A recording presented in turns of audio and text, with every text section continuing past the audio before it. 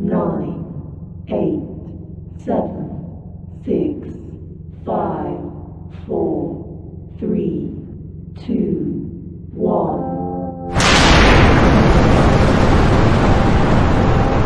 Got me up the coast, boy.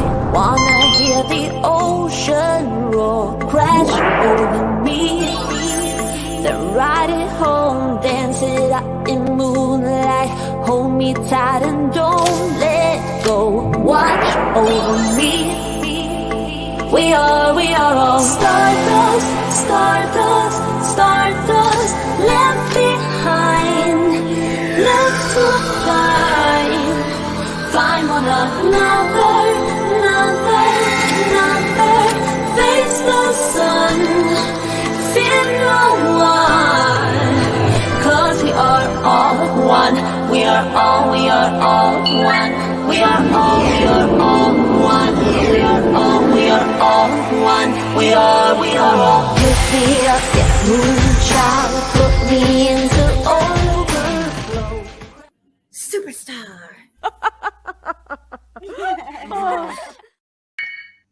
Hey everybody, how are you guys all doing?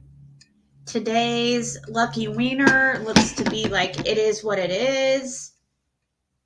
RJ got the wiener. Oh no! Oh, RJ, I got the wiener. Uh-oh, they're gonna cause some jealousy, some fights over the wiener. Hey Juno and Blue Eyes, Jack, Jen, Biscuit. Hey everybody. Kathy and Ginger Snap and Sharon Whistle. Welcome. So somebody alerted me to a video that was posted recently from a channel called The Deception Detective. And it looks really good. Let me see here. In the description, he says, in 2021, 5-year-old Summer Wells disappeared. Let's analyze the disturbing remarks her father, Don Wells, has made since then. So let's check into this guy and see. He says, want to know if someone is lying? You've come to the right place. A lot of people ask me to look over statements to see if the author or speaker is lying. I love putting together clues to find out the truth. It's one reason why I went to law school and also got a certificate in statement analysis. But when I see famous people lie to the public, it drives me crazy. So I made this channel to answer your questions about who is lying in pop culture. Find out all the things you've always wanted to know about lying. So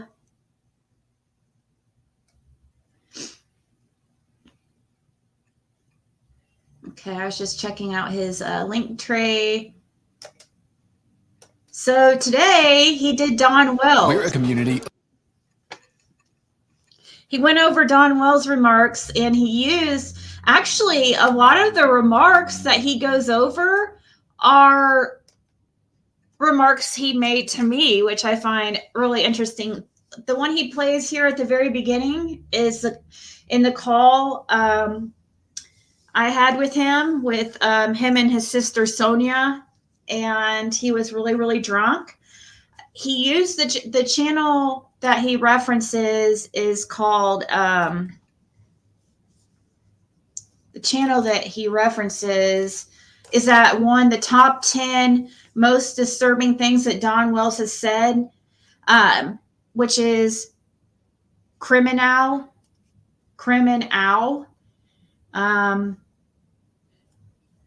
They have just like they have under 2,000 of subscribers, but they make really good videos too. This guy has 41,000. But he's actually educated in deception detecting.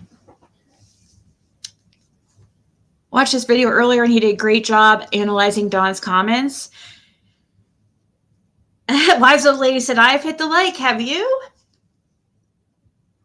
Hey, Candalee, Poppy, Hair Curlers, Biscuit. Hey, everybody. So, yeah, we're going to just dive into it because it takes, even though this is just an hour, I don't know how much we'll get through, but thank you to the person who directed me to this video. I haven't watched it. I just watched the first couple minutes to see if it'd be something I want to watch. And I was like, oh, okay, this is really good. We're going to have to watch this together. So basically, like, he's going over reviewing a video of Don's comments, and I'm reviewing his video. So it's like a review of a review. His link is in the description, and I'll also put it in the chat here in a second. So let's listen. Think the possibility that he sold her to someone or pimped her out to someone is not nil. Not nil. Not nil. I think it's an actual possibility in this case. And I can't believe I'm saying that. As you guys know, I try to explain everything without having to resort to the totally bizarre or conspiracy theories. But in this case, it's a non-nil possibility. There is an actual possibility just based on the projection we're seeing here.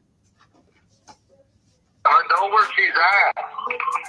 She's in a motel room somewhere with some weirdo. What is projection, and how can you use it to understand people and uncover their lies? I'm Deception Detective. I'm an attorney trained in statement analysis, and this channel exists to expose lies and manipulation. Before we proceed, please hit the like, subscribe, and notification bell. Get your popcorn. In today's video, we're going to look at a compilation made by YouTuber Premonitions of the top 10 most disturbing things Dawn Wells has said in interviews about Summer Wells. And if you're not familiar with, and I hope he's okay that we're doing this. I mean, a lot of my content's in there, so hopefully it's okay. But it is the person that put this together did a really good job putting everything together. And in this case, Summer Wells came up second on my most recent community poll after Nicola Bully. So I'm going to look at both of them, but I think that this Summer Wells case right now presents a great opportunity to get into the psychological phenomenon of projection and how you can use it in your own life to catch manipulators in the act and also detect what it reveals about the manipulator who's trying to use it on you. And just to bring everyone to the table, Summer Wells is a little girl who went missing back in 2021. She has not been found yet. And her parents have been doing a bunch of interviews lately, or ever since she went missing. I'm not sure when their most recent one is. I only started looking into this case after she came up so high in the community poll. So without further ado, let's start listening to this compilation by Premonitions. And these are some disturbing things that he says here, some very strange things he says. And I'm going to point out how they are projection and what we can learn about Dawn Wells. This guy's telling us like he just started looking into this case once he did that poll to try to decide.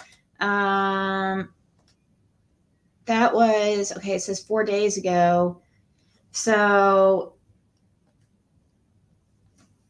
this is something that he recently, let me see, let me pull up exactly how long ago. 5 days ago is when he put up the poll. So he just this week has learned about the Summer Wells case. So he's just strictly going over Dawn Wells' statements that he's made in various platforms, calls, whatever, and deciding if he believes he's being honest or deceptive. And here we go. Learn about Dawn Wells himself from what he says. It's the beginning, and I felt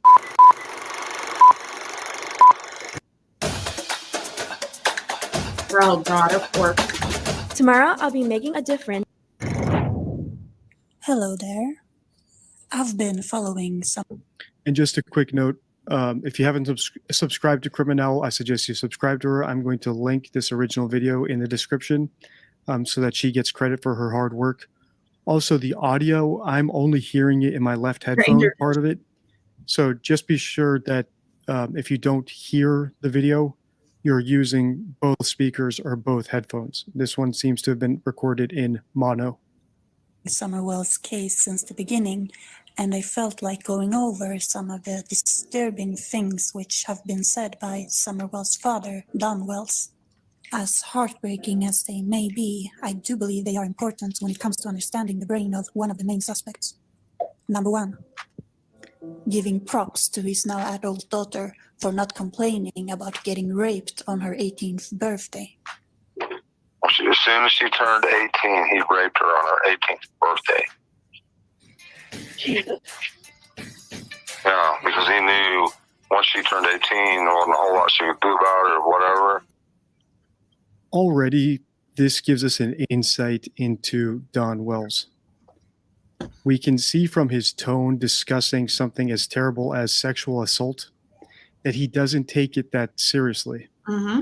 And also, he seems to be under the understanding that even if you sexually assault a woman, as long as she's after 18, there's not much he can do about it.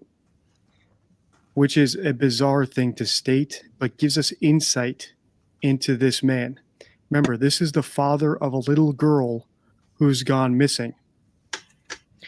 And already from what I'm seeing here, this looks like a guy who might have a very bizarre attitude towards women, the sexuality of women, including his own daughter, because he's talking about one of his daughters here. His oldest daughter apparently got sexually assaulted when she turned 18, and he's actually congratulating her for not complaining about it. So imagine the negligence this man and his wife probably had, the negligent attitude they had towards Summer. Our 18th fucking birthday. Pretty crazy. There's things she do, but she didn't go crying. She don't go crying and for all attention and blah, blah, blah. Wow. Notice, if a girl goes and cries to the police about being sexually assaulted, that's blah, blah, blah to him. This is very revealing. This is not an example of projection. That's coming up later. I've already watched this video. This is showing his how desensitized he is to this stuff. I mean, that we've talked about so many times before. You can tell, like the way he talks about things or talks about little girls' bodies and stuff like that. That's later on in this one too. He analyzes that statement too, I believe, when he told me when I was on the phone with him, with Dawn, and he said that he started talking about a 12-year-old, her body, like what? Like it was normal conversation. But this is an indication of his attitude and tone towards abuse of women. So would I be surprised if Summer was being abused and ran away? No. Would I be surprised if he was abusing Summer? No. And just be aware here that these are all my opinions based on what I've seen. And in this case, I've only read one news article so far, and I've only watched this compilation. So this is the beginning of the Summerwell series. We're kicking it off here, but already I'm seeing lots of red flags. Oh, that's good to know. He said he's starting a Summerwell series, so he's going to be covering the Summerwell's case now too. This is just the first of many. That's good to know. Huge red flags about the parents. Bigger red flags than the Ramseys, bigger red flags than the McCanns, bigger red flags than you hear that? Bigger red flags. He's naming all these people that he's saying this guy is a like bigger red flag than the McCanns, than the Ramseys. He's like going on and on. The Knox, and almost any other case we've looked at on the channel, perhaps except Casey Anthony.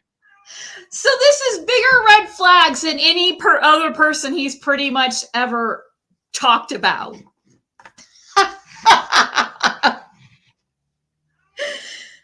bigger red flags than pretty much any case that he's ever. It's so obvious to him. She dealt with it. He dealt with it. I got to give my daughter props on that. Number 2. If Dawn said just one harsh word to Summer, she would break down crying. If I said one little word to her, she would just start crying, and I'd have to apologize 10 times. Say, Summer, I'm sorry. I didn't, she would just, it killed her if I said anything. Notice these are interviews he's giving after his daughter has allegedly run away or been kidnapped. You're going to notice lots of the use of the word killing, death, lots of phrases that involve killing and death. Mm-hmm.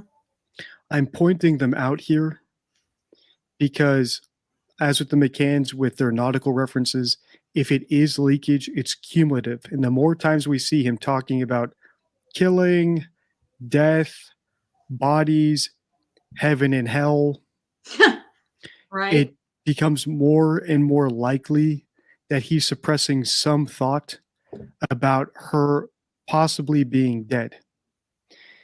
If you've seen my McCann series and my Ramsey series, both of those series, I believe that the parents accidentally, in the case of McCann's, I believe the parents accidentally killed their daughter, and then they created a hoax to cover it up, a hoax kidnapping to cover it up. In the Ramsey's case, I believe either the parents or the brother Burke accidentally killed John Bonet, and then the parents created a hoax kidnapping, again, to cover it up. And in this case, we might be seeing more of the same. I'm not sure yet. But if he continues to talk about her, let's say in the past tense, or references of death whenever he's talking about her, it could be likely that he or his wife or both of them killed Summer by accident or by negligence. And now they're creating a hoax of her running away or a kidnapping to cover it up.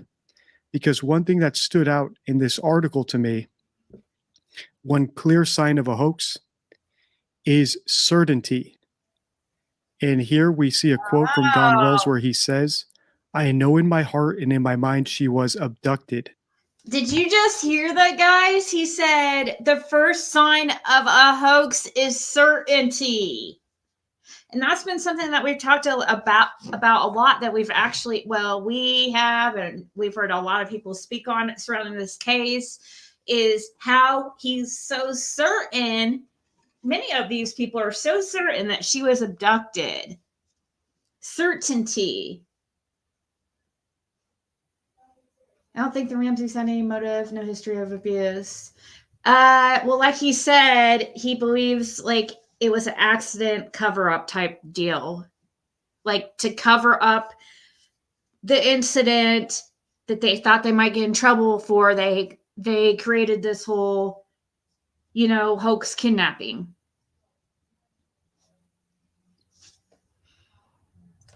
Yeah, right? Mic drop. Boom.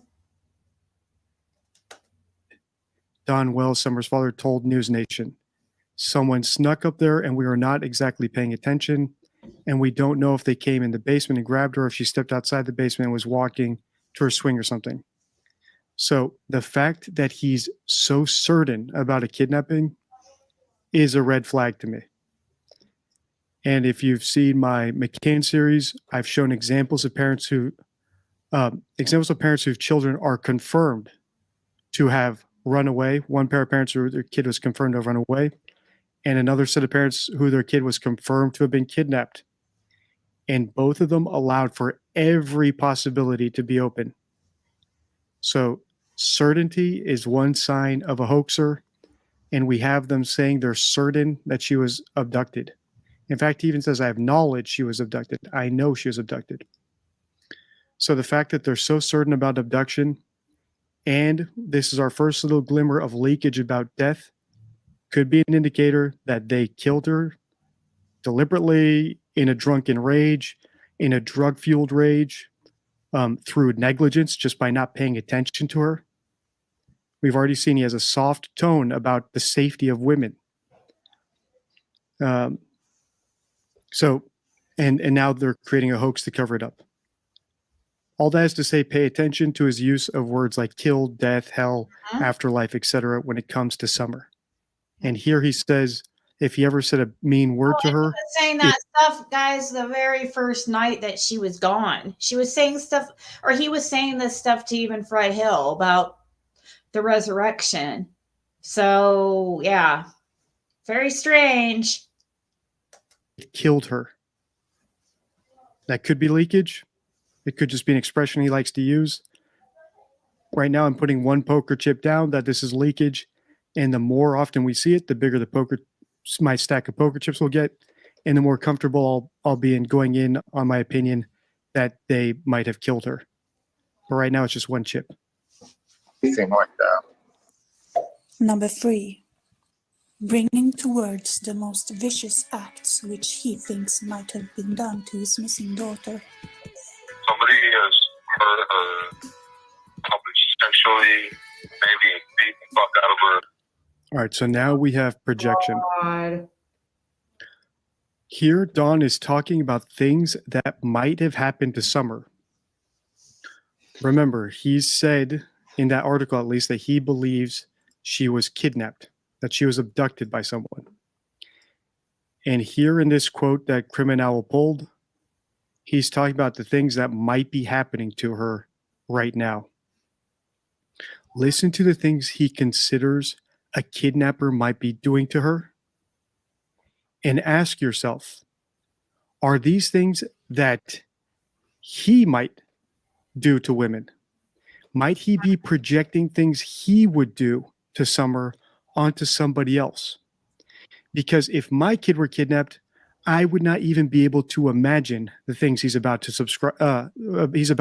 describe, Right? let alone even entertain Exactly. the idea that they're happening. Exactly. Which he thinks might have been done to his missing daughter. Somebody has hurt her, probably sexually, maybe beat the fuck out of her, probably killed her. Who talks like that? Number 4.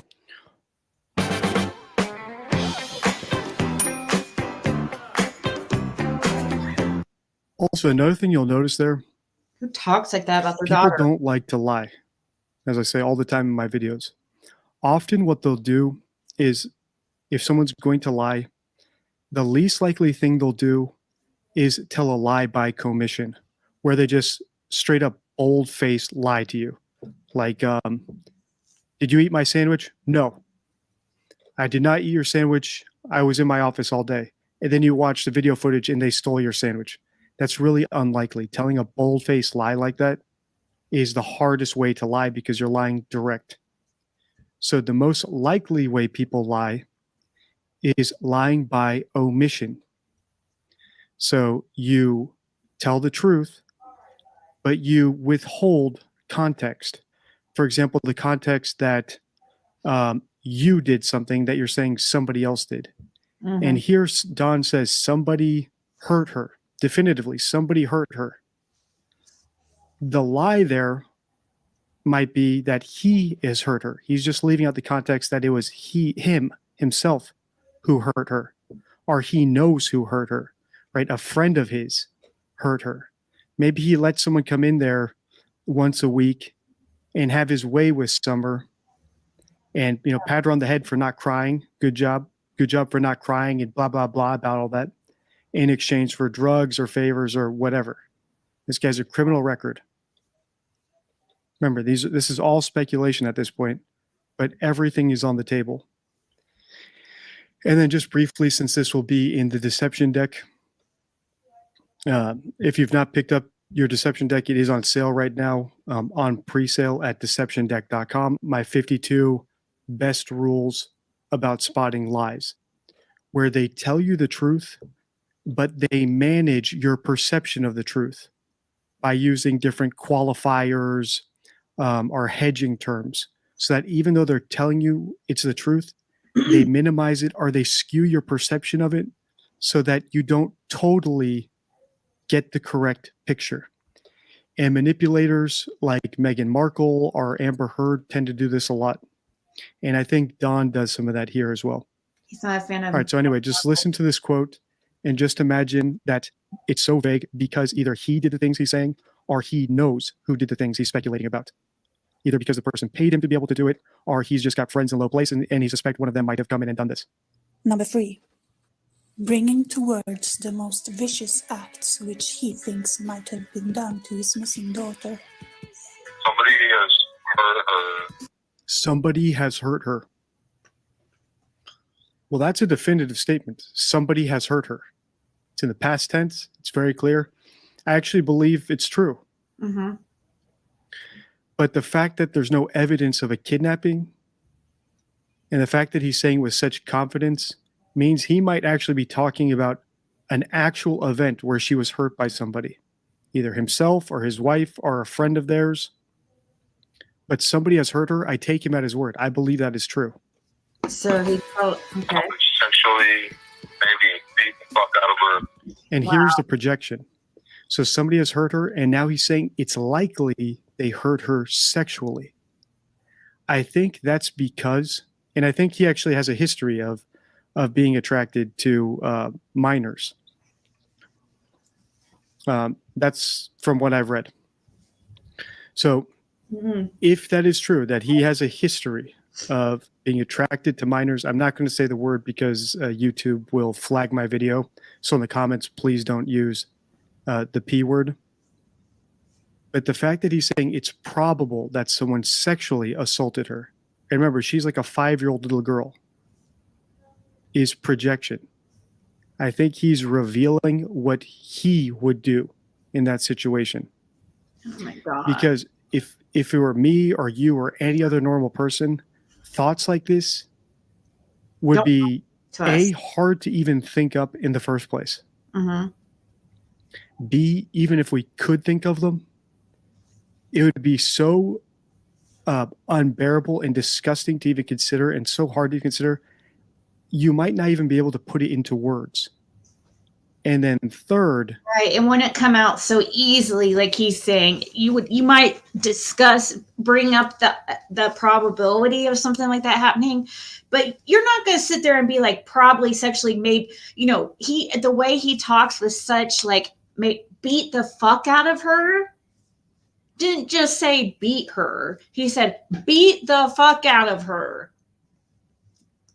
Like you when you're talking about this kind of stuff, like when you're not, he's desensitized to it. It's normal to him. But to somebody like me, I'm going to think of different ways to say it than that because it's like so disturbing. I'm not going to say, probably sexually maybe beat the fuck out of her. Like, oh my God, how descriptive do you have to get about your own daughter who's missing? Not normal. The fact that you would say it's probable that's happening is totally unlikely, unless you've had some sort of experience like that in your life where you consider this disgusting thing probable. I think this is projection. He might be telling us more about himself than the supposed abductor of his daughter.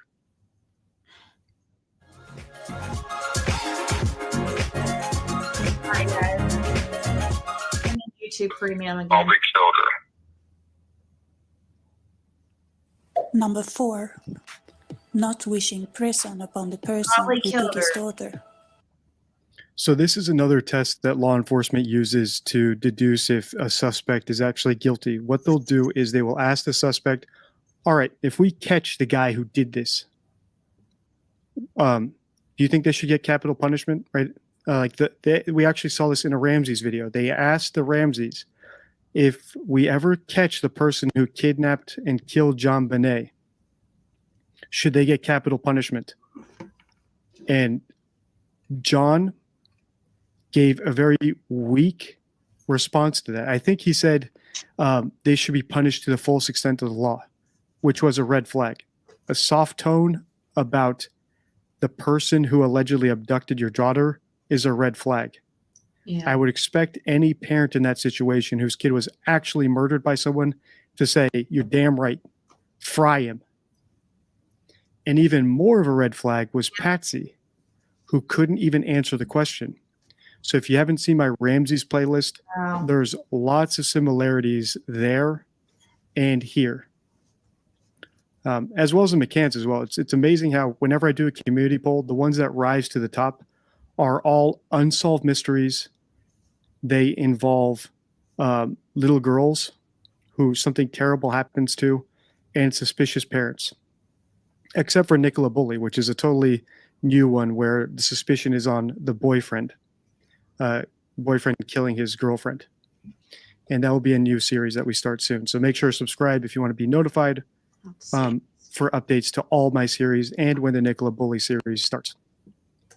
Okay, so not wishing a harsh punishment on the hypothetical real culprit of a crime to law enforcement, to juries, basically to anyone, is obviously a red flag, because if you're actually the victim of something, it's easy to expect you to want them to face the harshest punishment possible. And that goes to tone, which is also in the deception deck. So John Ramsey failed that test, Patsy Ramsey failed that test, and to me, those were good indicators that they couldn't wish capital punishment on the person who killed John Bonet, because the person who killed John Bonet was their son, Burke, in my opinion. Now, let's look how Don Wells talks about the person who allegedly abducted his daughter. What would he want to happen to them? Is he going to take a harsh tone like we would expect, or a soft tone, which would be a red flag? So what do you think should happen? What do you think should happen?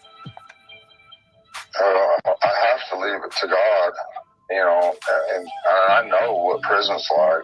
My God. He fails like every Interesting. So test. if it were me, someone kidnapped my daughter, I would say I want to roast them. Oh my God. Put them in the chair, roast them, turn them into a barbecue. I don't care.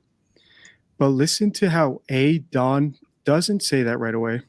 Mm-hmm. And B, which is odd, he actually personalizes it.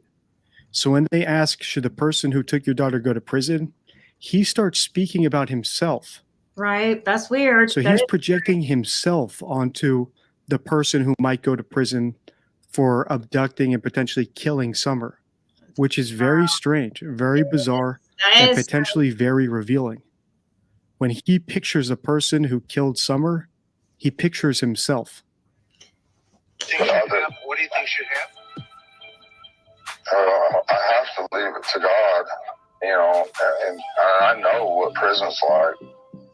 And I have mercy for anybody who's in prison. I have mercy on anybody who's in prison. That's so crazy. See how desensitized he is? That's strange. That's not what we'd expect from the parent of a little girl who's been kidnapped. Like he says, he says he knows she was kidnapped by a stranger. He's been asked this question so many times, and he's had many times to fix his answer, but he keeps he always hesitates on this question.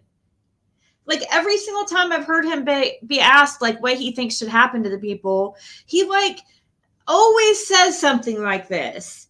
Every time. It's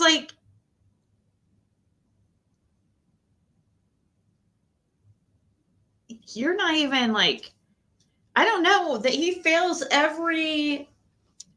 It's so, they do say the easiest way to hide is in plain sight. It's so blaringly obvious with them almost. It's that it has people not seeing what is right in front of our faces, I guess. I think he believes it was Candace. He doesn't want her in prison. Deep down, he knows it was Candace, but can't admit due to being codependent. Oh, you're welcome, Shenanigans. Everybody should sub up to this guy too, because he's actually really interesting. And also another incentive to sub up to this guy. This is the first of a series he's going to be doing on Summer Wells. So, and he's actually educated in this and an expert. So he knows what he's talking about. But now when it comes time to discuss the punishment of that person, he has leniency on them. To me, this is a suggestion. It suggests that either he is the culprit, that he might have killed Summer, or she died on his watch, or he knows who did it. And he doesn't want to condemn them, even in his words. So maybe his wife is responsible. Maybe Summer ran away while his wife was supposed to be watching her because she was drunk or stoned or just a negligent, unfit mother. So he doesn't want to condemn her for that because he's also negligent. Right? So this indicates, it might not mean that he is responsible, but someone he cares about might be responsible by the fact that he does not want to condemn them even in his words. This is a big red flag, and it's a great law enforcement test. This guy needs to stop making so much sense. Put up who's... Oh, yeah, sure. It's also in the description. I'll put up his link again. You're lucky if you get out of there alive. Yeah. Anyway. So would you want to see this person in prison? Look, see, ask him again. I don't know if I could do that. Let's be honest with you. That's a strange answer. That's that a really is so freaking weird. I don't know if I could do that. What? Oh my God, that is so weird. That is so weird. bizarre, unexpected answer, and it suggests he knows that something terrible happened to her, and it suggests he knows who did it. And it doesn't necessarily have to be someone as close to him as his wife. It could be a friend. It could be a drug dealer. Up. If you don't want to go to hell. It could be an acquaintance. I think that's the only way to possibly get Don to tell us the truth of what he knows is really like through religion somehow.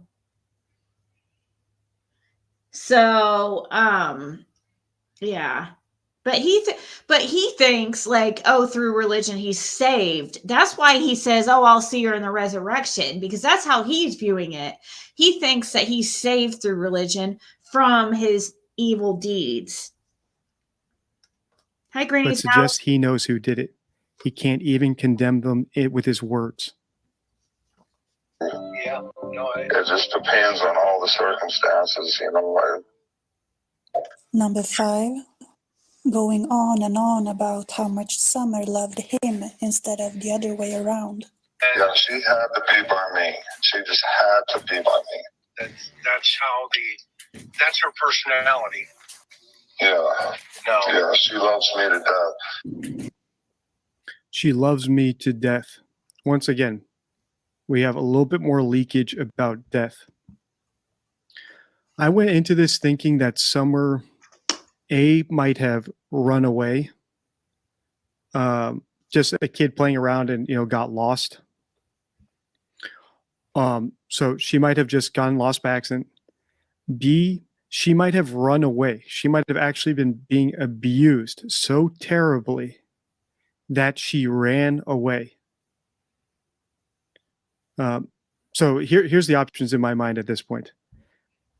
A, she wandered off, got lost because her mother was negligent and not watching her. And that's why we see some hoax-like language, some certainty that she was abducted, because they need to cover up that negligence. Right? People who hoax need to hide the truth. There's a reason they create a hoax. Yeah. And by hoax, I mean a false story. A hoax is more than a lie. A hoax is a false story with evidence, with faked evidence provided. Yeah. So here the hoax would be. Yeah. What about when the news lady asked if he had anything to do with Summer's disappearance, and then he like she directly asked him, did you have anything to do with Summer's disappearance? And he literally just starts rambling off about something else and doesn't even answer the question. And she has to ask him again. Like, it was the most epic fail I've ever seen in my life. Like, epic fail, red flag ever. Like, if that guy saw this, he would probably pee his pants and be like, oh my God, like, it's so, hopefully that guy sees that. Somebody, we need to get that to him. The way he reacted to that question when that news anchor asked him if he was involved. And that was, she had to go, so yes or no? What was the question? Oh, no, well, no. Be a false story that Summer was abducted with fake testimony about what happened that day, right? So the hoax, the evidence that's presented to support the hoax is a scripted story or false testimony about what happened. So if the mom was drunk or high or being negligent and Summer wandered off and got lost, I'm thinking it might be on this video. the hoax is to say that she wasn't being negligent. She was sober and Summer ran off when she wasn't paying attention for a few seconds. All right, so that's possible and likely. B is the parents accidentally killed her due to negligence. So they might have tripped on her and knocked a ball on her head, or gotten upset at her and beat her up till she died, or just abused her to the point where she was malnourished, or just gave into the stress of the abuse and died. Okay, this is a little girl. So the more I see, he already said when he said bad words to her, it killed her. Now he said she loved me to death. This is the second time we've seen a reference to death when he's talking about his daughter who is allegedly missing or has been kidnapped. Also, the third option is that they hang out with lowlives, drug addicts, drug peddlers, basically scum of the earth. And one of them, they might suspect who, right? So one of them, they hang out with lowlives. They know people. These people have weird proclivities, perversions. And one of those friends was there one night and took her. And they don't want to ruin their relationship with, a potential drug dealer or someone who knows stuff about them who could blackmail them. So they don't want to turn that person in. And so they know someone who actually abducted her, but it's not a stranger kidnapping. And they're withholding that information. And the hoax in that case is that it's a stranger who took her rather than someone they know. That's the piece that they're withholding. We had such a great love for each other. She loved me, and I don't know why I've never had someone love me that much in my life. That's so weird. All right, so he's talking about how Summer loved him. Never loved me so much in my life. So he's talking about his daughter.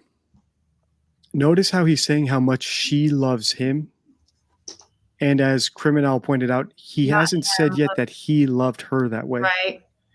Which might be a little bit of over persuasion that if trying to separate himself from, like, he's trying to it's like a block that he's putting up so he doesn't feel bad or something, or I don't know. If he was abusing her, that she liked it. And he's trying to convince us she loved me that much. She enjoyed every minute of it. And he's forgetting expected, which he tells us how much he loves her. So he's so focused on persuading us that she loved every minute of what he was doing to her that he forgets to tell us how much he loved her back. So just listen to this. How about that? Notice how he's very insistent on how much she loved him. And like the old Hamlet quote goes, methinks the lady That's a good point, Justin. Great observation there. Seriously. He says he guarded his heart. Who says that with a child? One says that to a lover, not a child. Exactly. You don't guard your heart from a child. That's freaking weird, Dawn. You say that. Okay, Dawn, you're confused. There's different kinds of love. You know that, right? You don't love your child the same way you do your wife. You understand it's different, right? You're acting like it's all the same.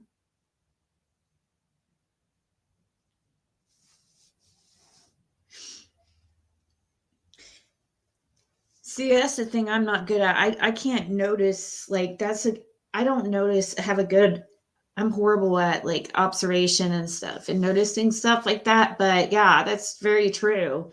Guarding your heart. Who can you imagine saying that?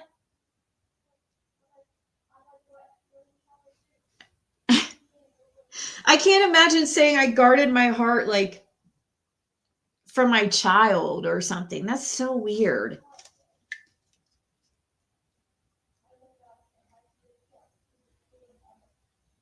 Hunchback. Yeah, I heard that about. So I was asking Fred who has a hunchback, and he said that he said the person that he said was a woman though. And I go, "Oh, I think it's a man." And he said, "Well, this woman is manly." And it all relates to that freaking neighbor at the end of Ben Hill Road. But allegedly, too. I don't know. Fred's mentioned the Redmonds a lot lately, and I don't know. Isn't Grandis kind of hunched back? I don't know, but he mentioned somebody that's like, so I guess Andy Bernard and the Bernards are good friends with the Redmonds at the end of the Ben Hill area. You remember? Because Andy Bernard was seen at the end of Ben Hill Road the day Summer went missing, even though he says he wasn't down there. But guess who lives down there? The Redmonds. And he was happened to be seen down there. And he says he wasn't down there. And that's right where the dogs hit down there. And this is the same. I mean, there's a lot of weird things about, and the person that Fred's talking about that has the hunchback is actually the wife of like Polly's like brother or something. Polly Smith. Well, Polly Bernard now, but Andy's mom. Like her relative, like, let me see, what did he say specifically?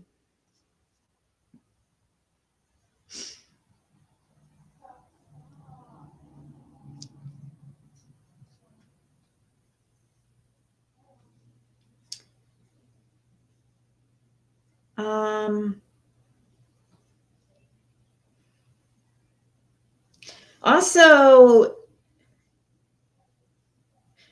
he said Edward Redmond was on YouTube, and he said he talked to Candace the day before Summer went missing to see if they needed anything, and she told him a 6-pack of Mountain Dew. Do you guys remember hearing anything like that? Like, Fred asked me about that. I guess Ed Redmond said something on YouTube about getting Candace a 6-pack of Mountain Dew. I never heard of that, but so he said, I said, when he told me that, oh, also, guys, Ed Redmond is a deacon of Mount Carmel Church.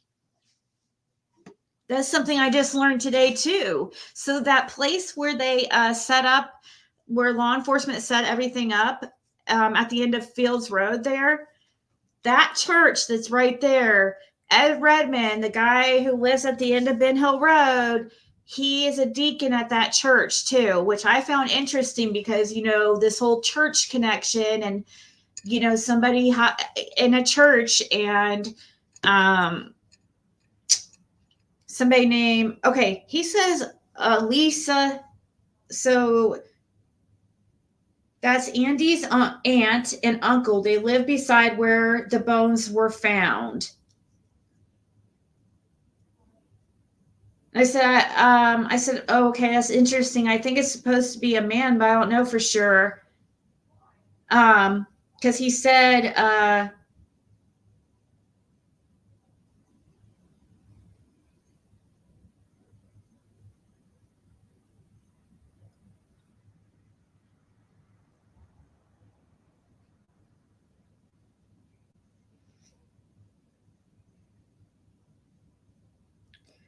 Him and John Smith is close as well, and that's Polly Bernard's brother.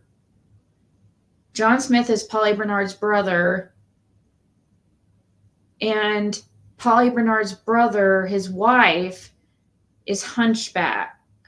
And I said, well, I thought it was supposed to be a man. He said, well, she is manly. She dips skull and has a man haircut, and she's a big lady. And he said the Smith and the Redmonds is really close friends, which that would make sense to me.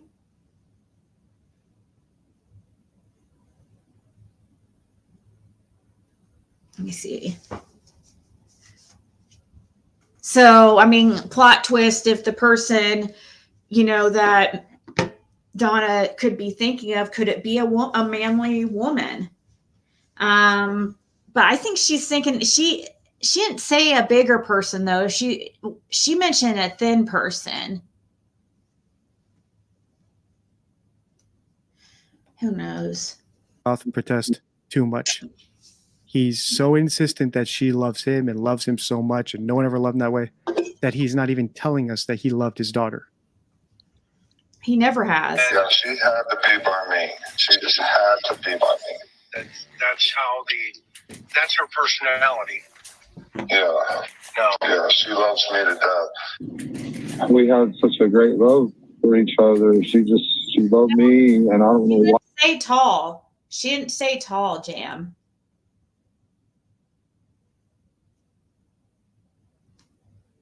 She didn't say tall. Actually, because that was one of the questions, like things that Sweetie Pie Low said tall, and she was like, no, I don't know about that, but let me see here something. I went to school with Freddie Redmond, who's a preacher. Something must be related.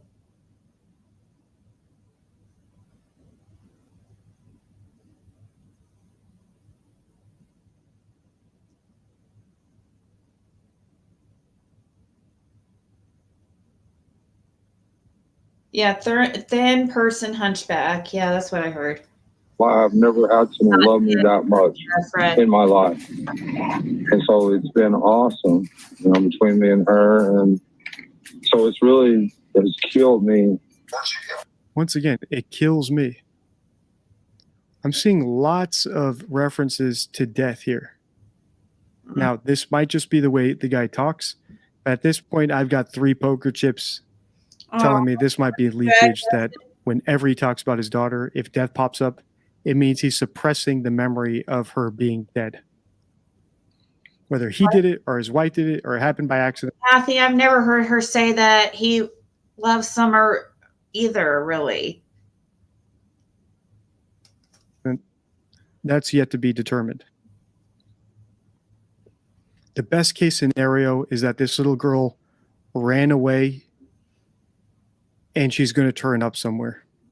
But she's been gone for 2 years now. 2.5, yeah. So I don't even think that's a realistic possibility at this point. Because if someone... I saw that guy that talked about the Mountain Dew, had no idea that was Redman. I think he's the one who said he saw Candace in the woods. Oh, where did you see that, Anastasia? Because I want to see that video. I didn't know what Fred was talking about Mountain Dew. He was asking me if I'd seen that video, and I said, I don't know what you're talking. I don't know. He's asking me if I remembered something about Mountain Dew and the day before Summer went missing, and I don't remember hearing something like that. JLR.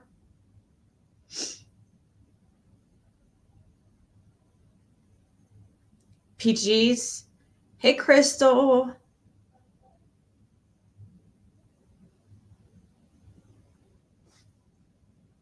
I've listened to everything those two have publicly said since the very beginning of Pegdom. And parents that failed their children will never believe their statement. JLR PG has it. He made a video. I'll have to think who posted it. Okay.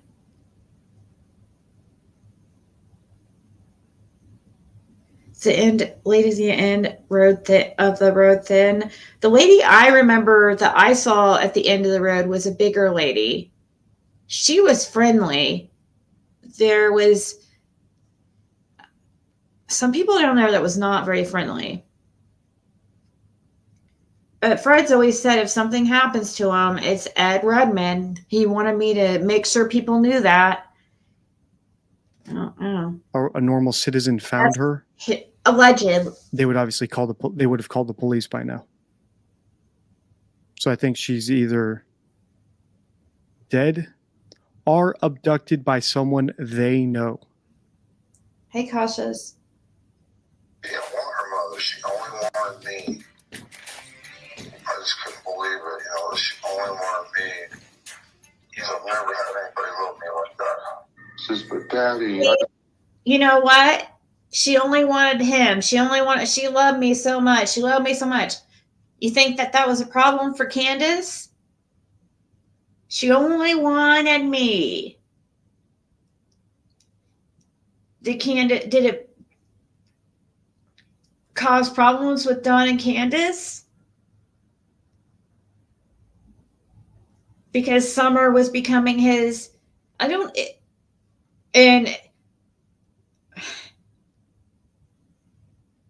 that's what I feel like. That's how I'm getting in the readings I do. I'm not psychic or anything, but I do read tarot, and I get similar to Donna, what Donna says. It started like an adoption type thing, or for a family, and then it got to notice, and yeah, but the whole thing, I feel like there was like a jealousy thing. Like Summer was somehow causing problems in their relationship. I get that over and over again. Number 6. It's weird. All right, all that is very bizarre. Just ask yourself, is that how you would talk about your daughter's love for you? I've never had someone love me like that. I only want to be with you. I don't think children even talk like that. To me, this looks like too much persuasion. Maybe he's telling himself if he did abuse her, this is him convincing himself that she enjoyed it. It's sick. Which to me is projection that he was probably abused himself as a kid. Children who are abused often become abusers themselves when they get older. He always knew something would happen to her. I just always had this feeling that something's going to happen to her. I've always knew that something was going to happen to Summer. Something in my gut has always told me. Numbers. All right, so when people go on about this, like these premonitions or mystical thoughts of how they knew something, right. To me, it indicates that they're pushing a narrative, and they don't have evidence to push their narrative, so they appeal to the gullible. For example, in Kate McCann at some point, I think maybe it was in her book or an interview, she said she had a dream that Madeline was in someone's house. The kidnappers had her in their house and they were taking care of her, something along those lines. Which to me was her trying to push the narrative of a stranger kidnapper. But because she didn't have any evidence of it, she was just appealing to gullible people by saying, well, I've had this vision of it, so there is some evidence she's out there and she was kidnapped. Telling me about a dream you had means nothing to me. It's not evidence. It means precisely nothing. Right. So the fact that you're telling me about your dream, a dream that supports your narrative, means that you're trying to persuade me of a particular narrative. And wow, this guy's smart. he explains it well. Like, I like the way he explains things. Yeah, his channel is called The Deception Detective. And it's in the it is in the description. But here's the link again. The Deception Detective. This is my first time hearing about him. But I do. He does have some good points. Here, what Don is doing is he's trying to tell us about this. I always had this premonition that something would happen to her. A premonition that, something terrible, someone might kidnap her. If you're gullible enough to believe in voodoo, then fine. He tricked you, right? He manipulated you. It's like, well, he had that feeling, so I guess someone kidnapped her. He always knew it was going to happen. In reality, well enough to believe in voodoo. That just made me think of cow. But anyways,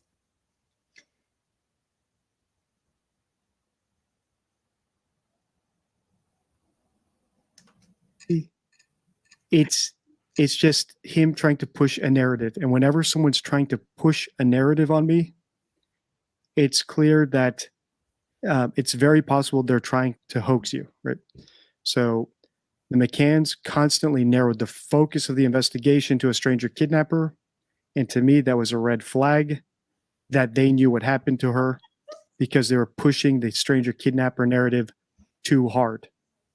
Whereas when we looked at the parents of children who actually went missing, who are confirmed to have gone missing, they allowed for all possibilities to be open because that's what normal people do. When you don't know what happened, you allow for every possibility. When you're trying to persuade people and misdirect them, then you get very, very desperate. You get very conclusive about what happened and try to point everyone in that direction. So Don telling us this premonition that he had, that he always knew something would happen to her, is a giant red flag. And so guess what? Giant red flag. Who was one of the first people he's trying to, put blame on? Who did he try to put blame on? Well, it tells me, I feel like Dudley's not involved. I don't think Fred Hill's involved either because he really wants to put blame on Fred. So it makes me think we better look at the opposite. Because, yeah, if Don knows what happened to Summer, then Fred Hill is not involved. Just saying, but if Fred Hill is involved, that means Don's not involved. Which one is it? You can't have both, really, in this one, because Don said, tried to put it off on Fred at the very beginning.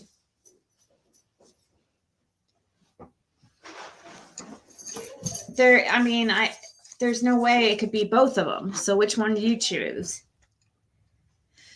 Flag of a hoaxer. In my opinion. I just couldn't believe it. She only wanted me. I've never had anybody love me. her. I just always had this feeling that something's going to happen to her. I've always knew that something was going to happen to Summer. It's just something in my gut has always told me. Number 7. So if someone tells you about something they knew in their gut, just be aware that you're probably being manipulated. Or if they tell you about a dream or a vision they had, your skeptic antennas should be shooting up at that point, that someone's trying to persuade you of something that they do not have evidence for. So they're trying to appeal. Jam, that makes me think of Jam. Jam's always bugged about his dream that he had about this premonition and stuff. Yeah, that is strange. I had a dream beforehand. I always knew that she was going to be gone. And, yeah. Appeal to your gullibility. See if you'll take the bait. Blaming the children. They're all glued to that damn TV and their game. Part of the Summer Wells story I'll just bring everyone to the table here is, so the story is, and I think this story is probably scripted, and I'll do a video about that. The mother, Candace, says that they were in their, Oh, I'm sorry. they live in some remote house in Tennessee or something. Let's see. So they live in Tennessee in some very like remote property. Our mystery sale is back. Come in store for our coupon giveaway. JCPenney, make your holidays count. If friends can't listen to all that. And the story goes that Summer was playing outside, or Summer was playing around, and she told her mom that she was going to go inside. Let's see. Okay, so here's the story. I'll just read it to you just so we're on the same page. And you can see how he's trying to blame the other children. All right, so on June 15, 2021, Summer's parents said she was helping her mother and grandmother plant flowers before going inside their Rogersville home to play with her toys.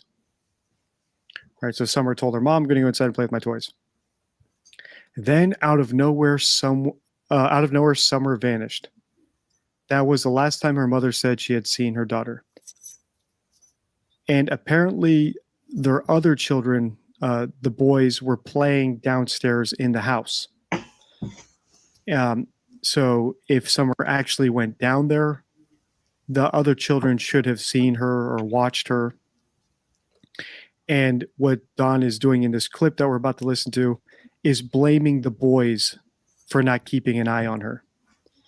And this is a hallmark of a negligent parent. It's the parent's job to watch their kids. It's not their siblings' job to watch them. And the mother said in this story, I'll just keep reading from this article.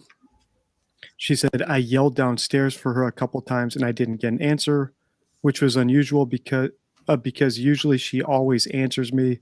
So I went down there to check and she was nowhere inside. She was just gone, Summer Wells' mother, Candace Wells, said. Her family believes Summer may have been abducted, taken down a steep hill behind the home, possibly to a waiting car along the road. Oh, my God. All right, so the boys were inside playing downstairs where Summer said she was going. And now Dawn is trying to pass the blame onto her siblings for not confirming that she went downstairs. In reality, this is a great indicator of a negligent parent. Someone who does not take responsibility but tries to pass the buck onto others. They don't take responsibility for their own kid. Something in my gut has always told me. Number 7, blaming the children. They're all glued to their damn TV and their games on their phones. He just started crying. I don't even remember what I said to him or what. And he says, Dad, it's not my fault. So imagine this, the daughter goes missing and he tried to blame the boys to their faces to make them feel like they were responsible. This is a sick person. Imagine if one of your kids goes missing and then the first thing you do is go tell their brother or their sister that it's their fault. I know that lots of my subscribers don't like the McCanns or don't like Amanda Knox or don't like the Ramseys. In reality, I don't think any of them are psychopaths. Or Burke Ramsey, even Amanda Knox, I don't think they're psychopaths. I do think that we might be seeing something very, very deranged in this case, though. And this case is ongoing. And I feel like a lot more is going to come out as this case goes on and as I analyze these statements. Because the McCanns, Ramseys have never said anything like we're seeing here, nor have they treated their remaining children as terribly as Don has treated his kids, the remaining children. And I've even pointed out that in my McCann's video, the things the McCanns did, let's say that they they did kill Madeline and they did hide her body somewhere, right? So they desecrated her body. They could still justify it to themselves as doing it for the twins. So even if they did horrible things to Madeline after an accidental death, they could still justify it to themselves out of love for the remaining children. And I'm not saying anything they do is justified, but I'm saying they can justify themselves as almost heroic. As we did all this so that we don't go to a Portuguese prison and get stripped away from the twins, and twins go into foster care and their lives are ruined. So they can justify it out of love for the remaining kid. The Ramseys, I think that Burke probably killed John Bonet and the parents covered it up. And once again, they did it out of love. So even doing something as sick as tying the garrote around John Bonet's neck to make the kidnapping and murder look more convincing was done out of love for Burke, to make sure that, well, John Bonet's already dead, but we don't want the stigma of being a killer to follow Burke around for the rest of his life. So we will do all of this. We'll desecrate the body. We'll lie to the police. We'll sue anyone who says Burke did it to protect Burke because he's our remaining son and he's our focus now. That's not what we see here. And this is the reason I don't think, for example, that any of Summer's brothers accidentally killed her. Because I don't see any parental instinct for protection in Don Wells or Candace Wells. It's almost like the first he wanted the boy or one of the kids to feel like they were responsible or something.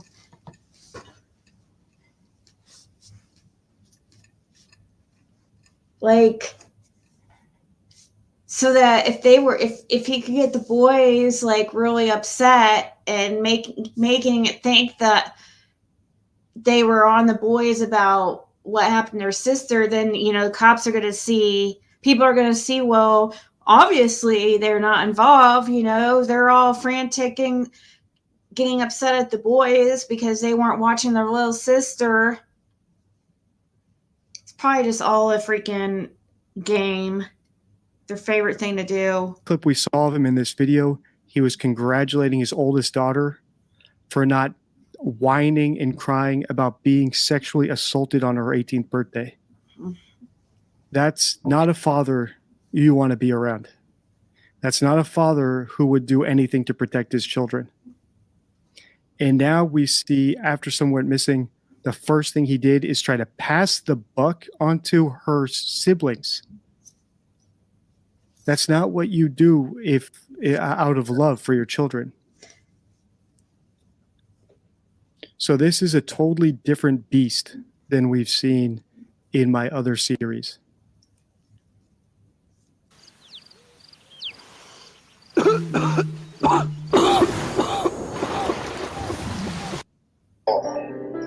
when he was crying, I said, I know, son, I know it's not your fault. What was your other voice saying? Told my wife that if he would have went downstairs with Summer like she wanted him to, she wouldn't be gone. So even now, he's passively blaming the sons. Well, if he had gone down like Candace told him to, it's not his job to monitor his sister, it's the mother's job. And if she was drunk or high or a negligent, unfit mother, that's her fault. This was actually hard to watch, and this is almost as hard to watch as the Ruby Frankie video I did, which brought me back to YouTube. So this one's going to be hard to do. He feels like he's kind of guilty. A lot of times the boys would be inside and we'd be like, where's Summer? Why'd you leave her out there alone? Listen to this coward. So normally I try to stay unbiased in these videos, so I'm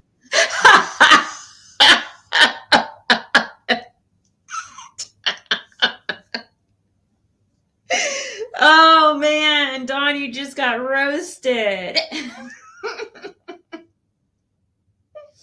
Oh my gosh, I thought that was funny. let's see. Let's rewind that just a tiny bit.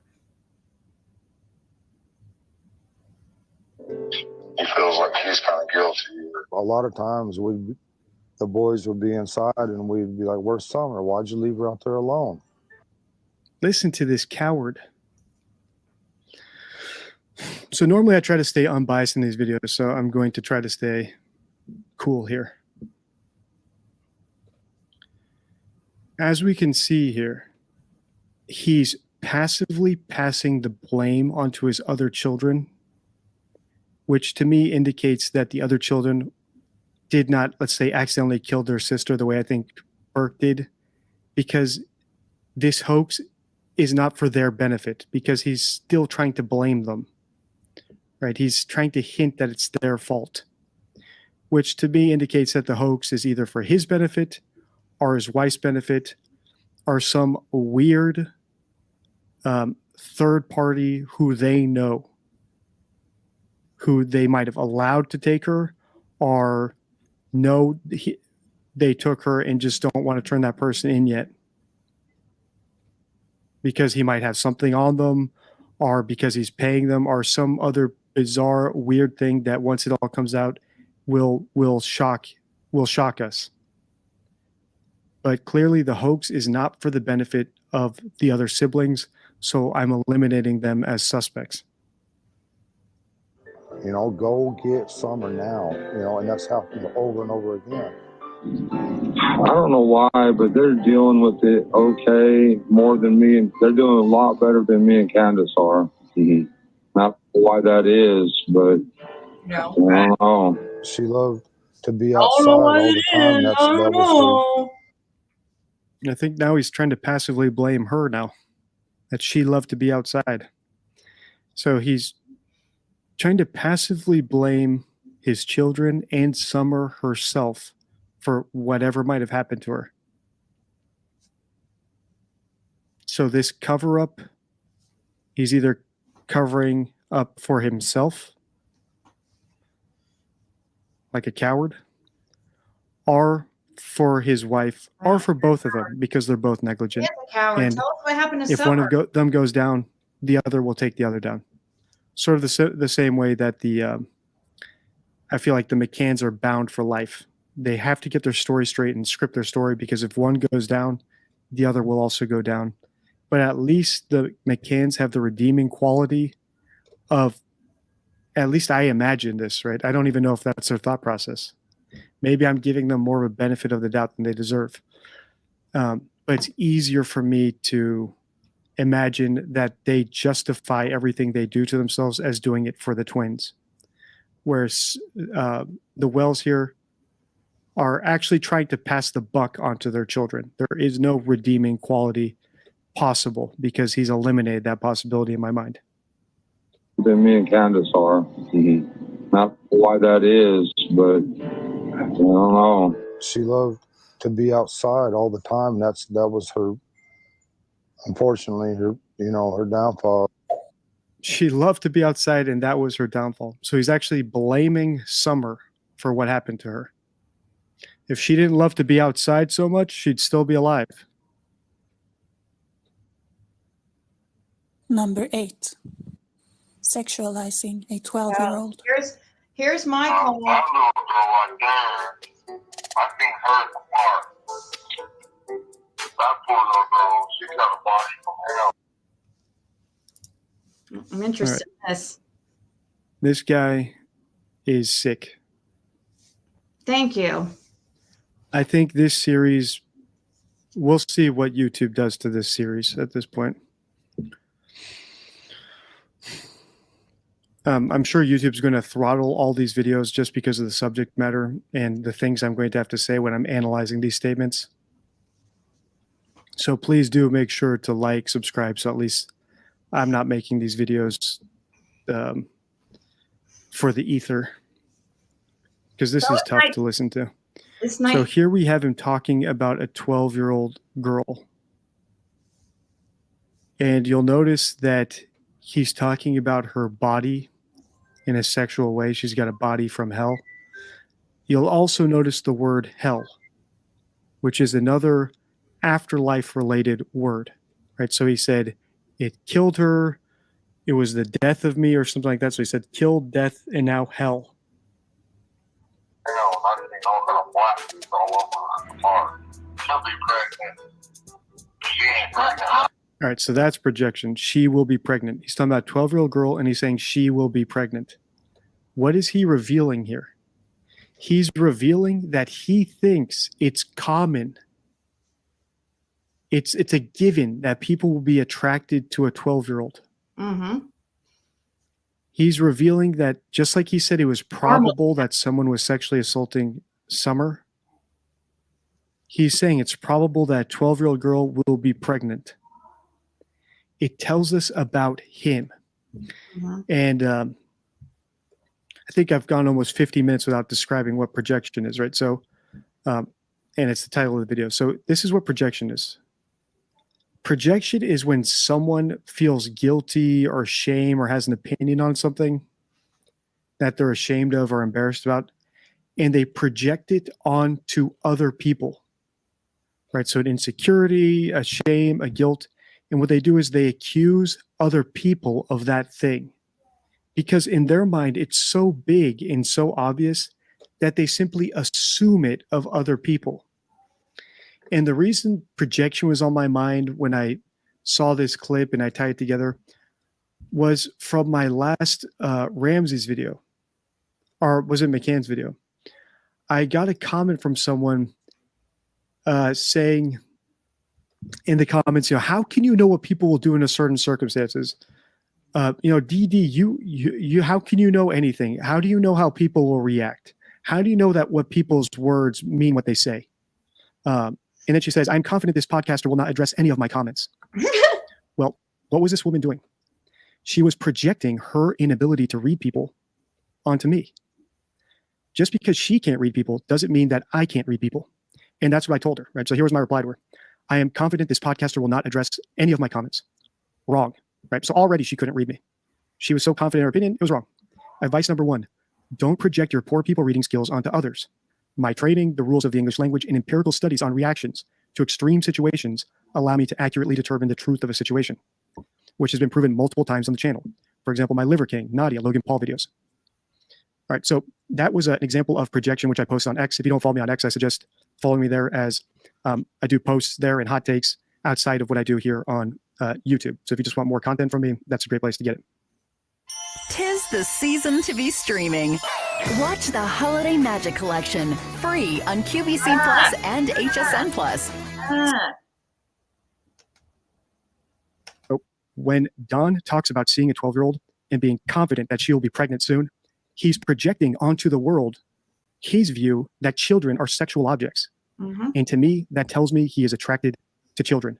Because when I look at a little kid, the last thing I think about is anything involving sexuality or pregnancy or parenting or anything like that. So he's projecting. How old is she? He's projecting his inner monologue and thoughts about what he sees onto other people because to him it's so obvious. Wait, does she have 12. 12. Number 9.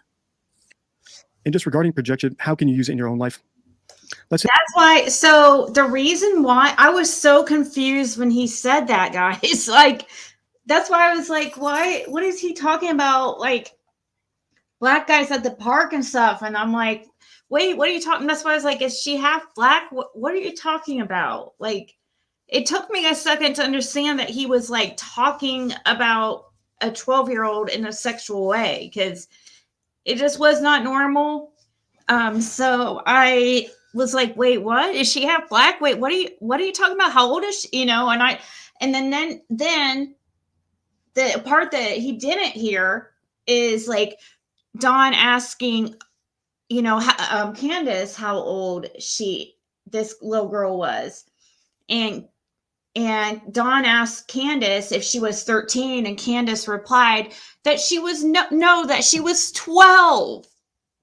So Candace was right next to him, and she also showed that this is completely normal behavior for Candace too, because Candace was right there hearing him say this stuff, and it didn't have any type of reaction. Actually, she corrected the age from 13 to 12. Say someone is constantly, let's say you have a significant other, right? And they're constantly checking your phone to make sure you're not cheating. Or, they're trying to check your emails, or they want to know where you're going, or they're very domineering and paranoid about you cheating. What's likely happening is projection. The thought of cheating is so big in their mind and takes up so much space in their brain that they project the thoughts of cheating onto you and onto the wider world. So they accuse you of cheating because to them, it's such a big issue. It's such an obvious thing that people think about. So ironically, the more someone projects any sort of vice or insecurity onto you, the more likely they suffer from it.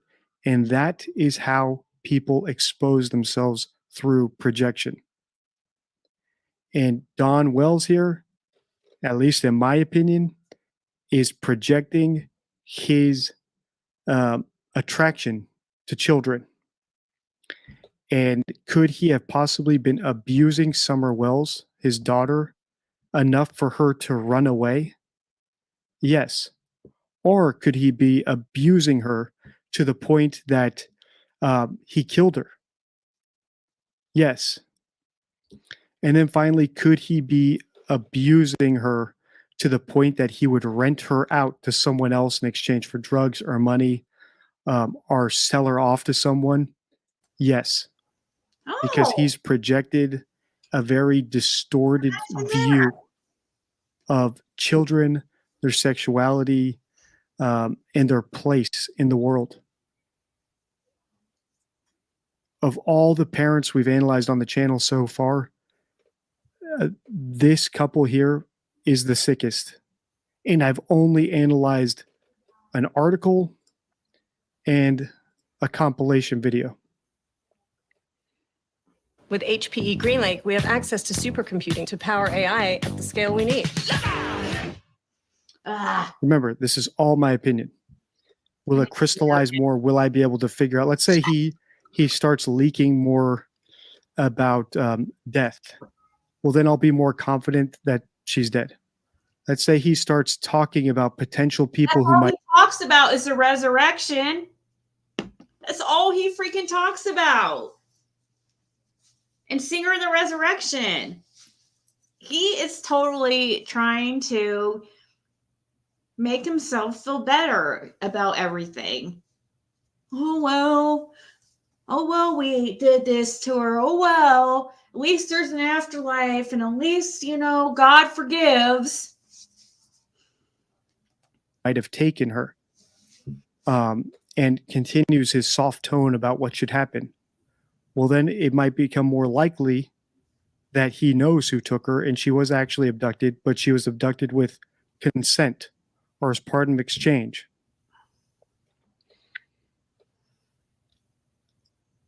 Claiming he knows where Summer's at. Man, my daughter's probably on the fucking streets right now somewhere. Nobody's listening to me. Donnie, we can't do anything. I know where she's at. So he's saying, I know where she's at. Where's the first place he says? On the streets, like a streetwalker. This is like a 5-year-old girl we're talking about. So when he's picturing where she's at now, he's picturing her like a prostitute. And that's more projection. He's thinking of a 5-year-old girl like she could be a prostitute. And guess what? We've heard a lot of things about Dawn and prostitutes. I've even talked to women who claim I talked to a lady who claims her good friend was a former lady of the night, and she was one of Dawn's favorites in Knoxville, where him and Andy would go together, according to this lady, to get drugs and hookers, and that allegedly, Angie Bernard likes black ladies.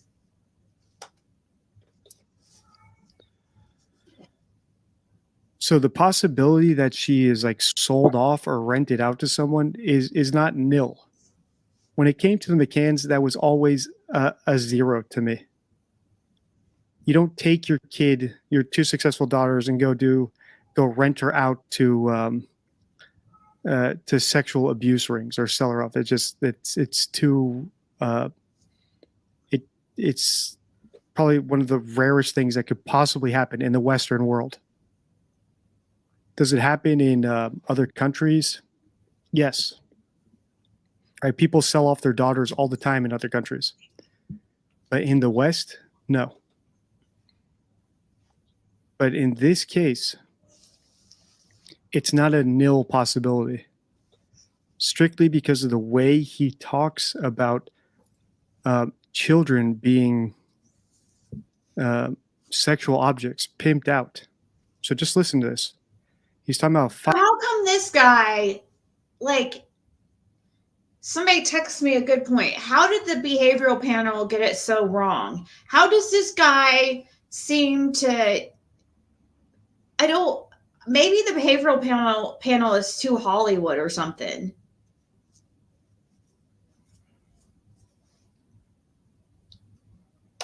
Five-year-old as a streetwalker. 12. That's 12. Number 9. Claiming he knows where Summer's at. Damn, my daughter's probably on the fucking streets right now somewhere. Nobody's listening to me. Donnie, we can't do anything. I know where she's at. She's in a fucking motel room somewhere with some fucking weirdo. Mm-hmm. Right. So he is projecting his view of children, and he's, in his mind, they're equivalent to prostitutes. He sees them as sexual objects. And these are his words, not mine. This is very bizarre. Also, just remember, everything he's saying here is about his own daughter. Yeah. Fucking some motherfucker trying to sell a little bit of crack cocaine. And statements like this right here. And crack cocaine just so happens to be selling, he just so happens to use the drug crack cocaine as his example. His favorite drug of choice. Where he's talking about someone trying to sell her for a little bit of crack cocaine, is the reason I think the possibility that he sold her to someone or pimped her out to someone is not nil.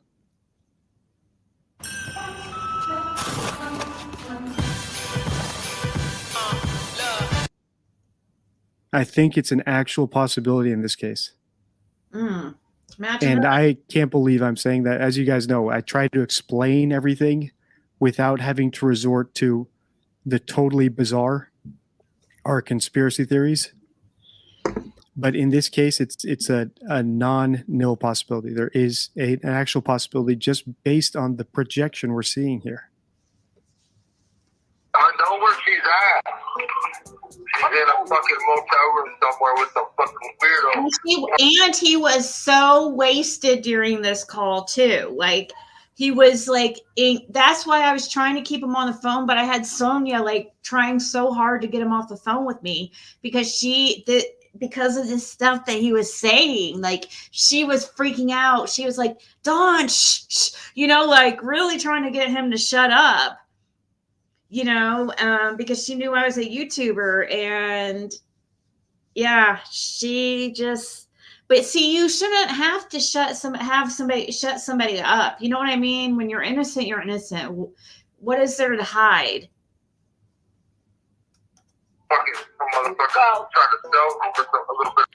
Also, notice how he says that she is effing someone. He says she's in a hotel room effing someone. Ew.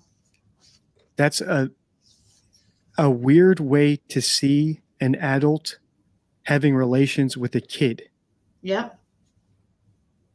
The correct way to say something as disgusting as that would be she's getting abused by someone, abused by some MFer, not effing an MFer. That implies that she is actually consenting to it and participating in it. It's a distorted view of the world, of children. Thank you. And the fact that he can say this like it's obvious is him projecting his worldview onto the case. And it's a sick worldview. It's a scary worldview. Yep. Exactly. And I would love the opportunity to depose someone like him. Exactly his worldview. He is desensitized. Don Wells' worldview, we've got to think it brings context to everything. His worldview, like, look at how he grew up. He's obvious the way he talks about porn magazines and seeing like gross kiddie porn magazines or depicting kids or something, or just always weird. His weird ideas about sex. Candace is the same exact way. They are totally the type of people, like they check every box. They talk like that because it's normal to them. They see that stuff. When he talks about seeing that stuff and knowing it, it's because he's seen it. And he doesn't talk about it just like seeing it once. He talks the way he talks. He's seen it multiple times. It's his life. It's normal for him. Because he's leaking lots of weird stuff here. I'd be very curious what he would say under oath.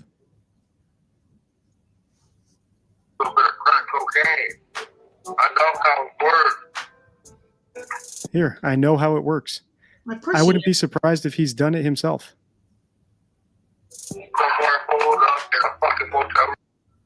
The fact that he's saying he knows how it works. Yeah. Just like, remember that lady that I talked to was talking about a motel room and how, this. Yeah. He knows all about that.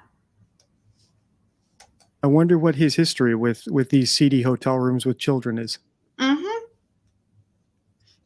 He knows all about it. Don't let your fucking mind go there, okay? I've already been there. I've seen Stop it. Listen to these admissions. I've been there. I've seen it. So the first thing with statement analysis is you take what people say at their word. We don't go in there trying to interpret what people say. Right now, I'm just seeing these as clips out of context. So they do jump out to me, but I'd like to know the full context of them, which we'll look at in this series. But right now, if the context is him just straight up saying, I've been there, I've seen it, I'm going to take him at his word. And I'm going to take that as an admission. If you see this and you want the full unedited call, I'll get it to you. That he's done this. I'm just telling you what I've seen with my own eyes. I believe that you have seen this. Number 10. Again, more disturbing ideas on what might have happened. And remember, these statements were made just within a couple of weeks after someone went missing. Sad, right? I don't want to think she's dead, but it's a possibility. All right, so here we have him allowing for the possibility that she's dead. This is another indicator that she might actually be dead. And compared to the alternative of what I think might have happened to her dying by an accident because her mom wasn't watching her might be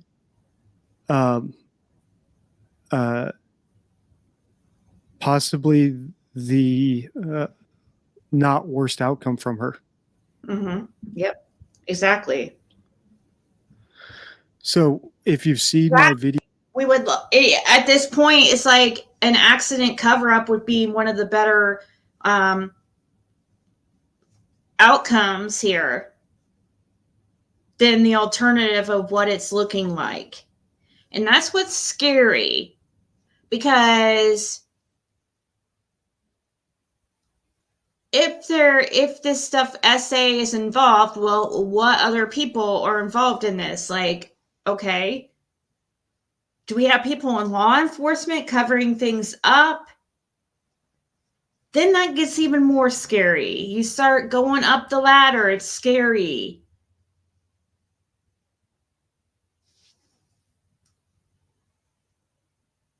Accident cover-up is way less scary, and at least there won't be future victims, right? Me and Ryan were actually talking about that. Video on emergency calls in my McCann series. How to analyze an emergency, something along those lines. Right, the FBI has done studies, police have continued to do studies on what people do in emergency situations. And parents of missing children, empirically, do not allow for the possibility that their children are dead, even 20, 30, 40 years later. Until that body is found, they do not accept it as a possibility. So could one set of parents accept it early? Yes, but empirically, they do not. Right, so the vast majority of them, we can expect, do not accept the death of their kid unless they know their kid is dead. Mm-hmm.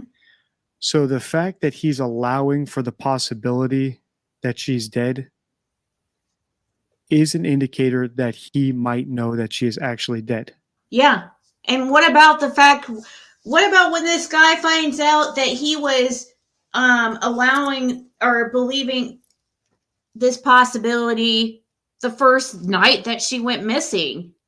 Talking about seeing her on in the resurrection? The first night? Why is that, Dawn? Could it be because you know she's gone, or you know that you're never seeing her again?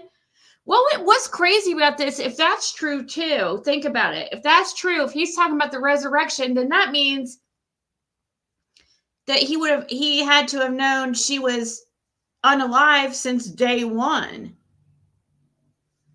And that kind of doesn't go by my theory either, or Donna's about like possibly like her being given over an illegal adoption, and then it got to something like that, or sold for one purpose, and then it got too much attention and had to get rid of her. But he was talking about seeing her in the resurrection since the very beginning. So I don't know what to think about that.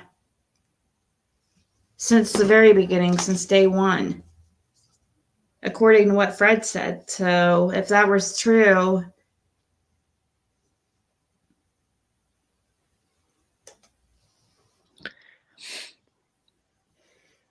Ability.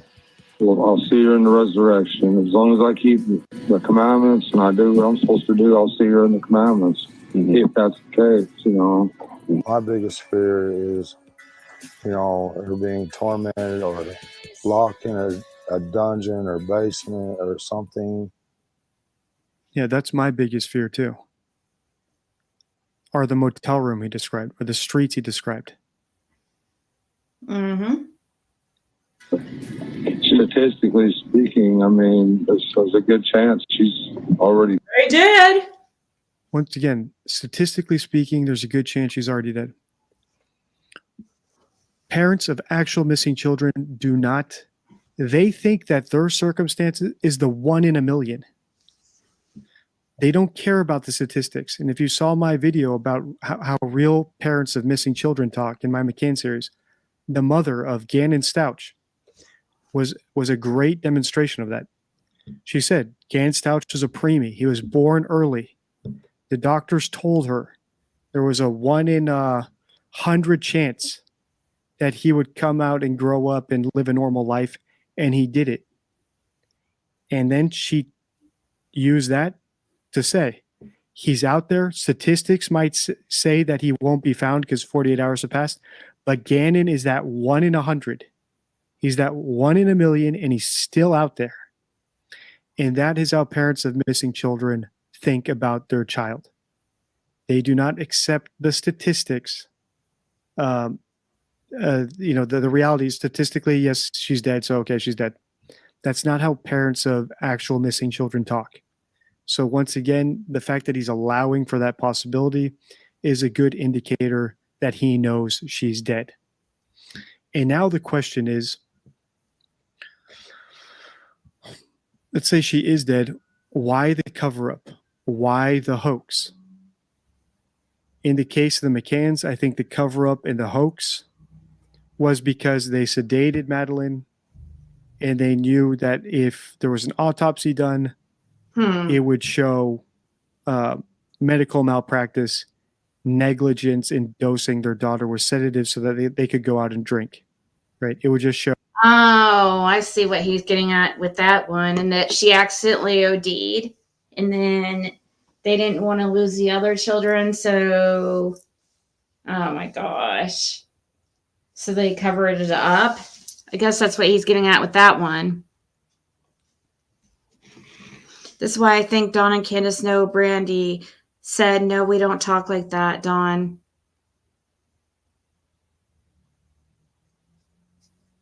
Right? Lean on me? Exactly. Show child abuse, negligence, medical malpractice. They could be arrested for that. Their family unit could be torn apart for that.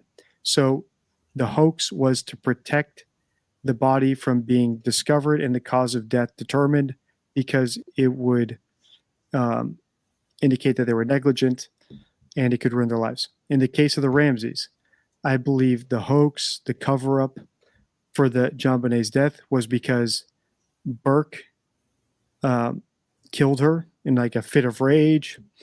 And they did not want him having the stigma of being the little boy who killed his sister for the rest of his life. So they staged the hoax. In this case, why the hoax? If she died on the property because the mom wasn't paying attention to her, why the hoax? Why not just call it and say she ran out? She ran into the river and drowned. There's must be a reason for the hoax. Either they were scared of the body being examined and the cause of death determined, maybe because one of them killed her, in a drunken rage, or they were scared of the evidence of child abuse being found when the body was examined. So they, rather than calling the police and having them determined as an accidental death, they decided to hide it and create the hoax because they did not want evidence of child abuse being discovered and them going to prison for it. Yep. That's what a lot of people think. In cases where the kid is dead and then, there's a hoax to cover it up, first we need to determine what the original reason that got them thinking about possibly doing a illegal adoption or looking into things like this is probably because of something with CPS coming around and stuff. And, Candace was aware of what was going on. I think she knew bad things were happening this summer because Candace was very involved in inappropriate things with underage boys too. It seemed like it just seemed normal around there. And it's like, I think that's what was the driving force, was the first thing that started everything, was CPS coming around. And I think they were afraid of some type of,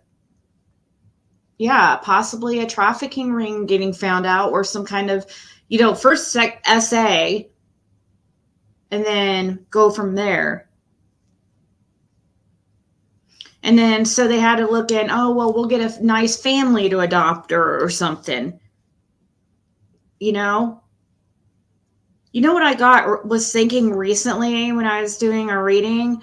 It came to me like that maybe they went to the church and talked to like the pastor or somebody in a church about like what to do. Like maybe Don was like wanted to confess his sins or afraid, and maybe the church helped them arrange some type of adoption. And because I keep getting something weird with the church. And then it got too because I think it got too high profile. I believe that. I believe like I don't know at this point. It's hard to.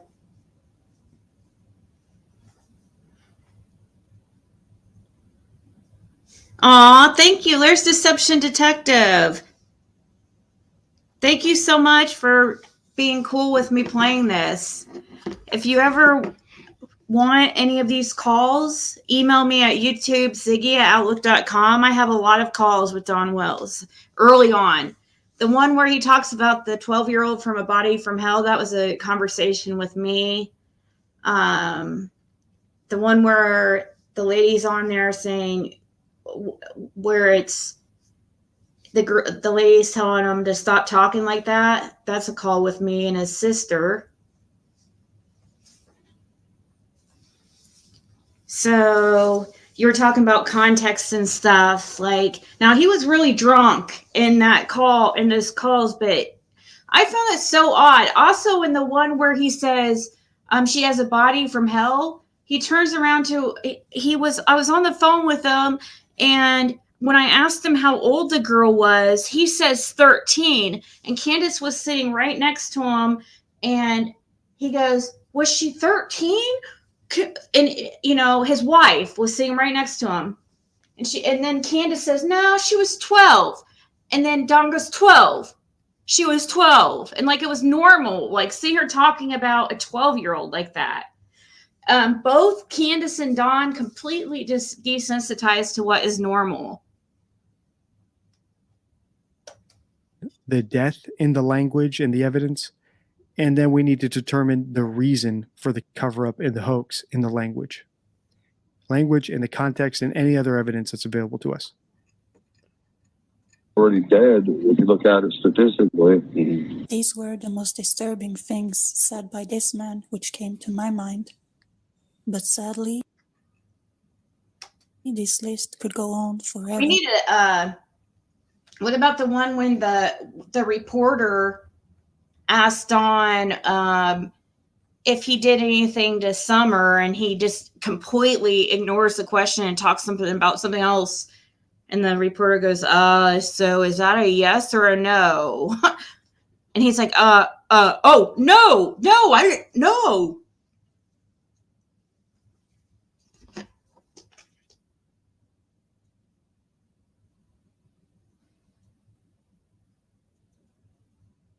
Drop him I don't want to put him on the spot like that if he doesn't,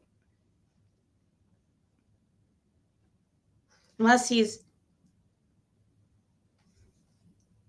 unless he's wanting to come up here, but he's totally welcome to, but I don't want to put him on the spot like that. But he's also very new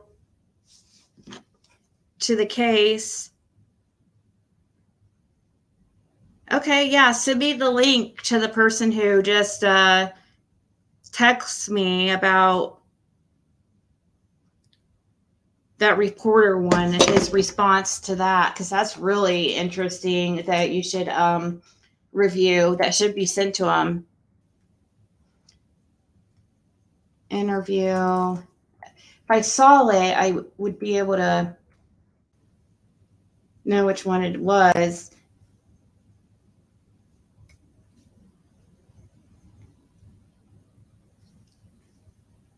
Don Mills News.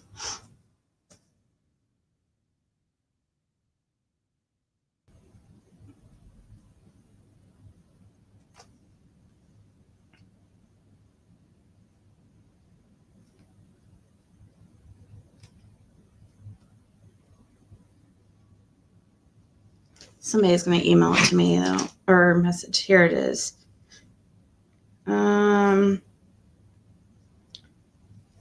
Okay.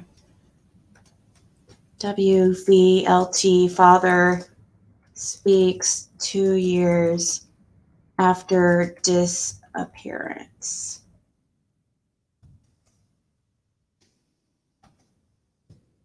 So I used to pay all of my contractors on different platforms and with different methods. It was kind of complicated. Start tonight with something no parent ever wants to think about. Your child disappears for years. Good evening, glad you're here. I'm Ted Hall. I'm Brittany Tarwater. 2 years ago on this day, around this very time, investigators began their frantic search to find a missing 5-year-old girl in the rough terrain of the East Tennessee mountains. A lot of questions still unanswered in this case. No idea. I have no clue. If she is, that question asked to me before. I mean, if I asked you that question, how would you answer? The TBI. How you answer a question like that? I mean, I've had that question asked to me before. Is this it? I mean, I've had that question asked to me before. Liz. So I asked him. Do you know what happened to Summer? I don't know how you answer a question like that. I mean, I've had that question asked to me before. I mean, if I asked you that question, how would you answer? The TBI says Summer's Amber Alert. Yeah, that's not the one I'm talking about. There's another one. That's not the one I'm talking about at all.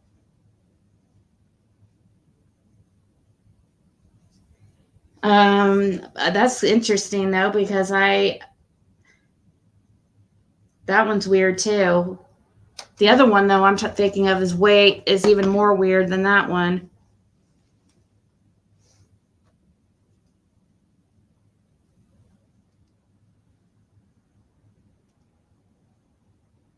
Yeah, there's another one that's like worse than that. This one might be it.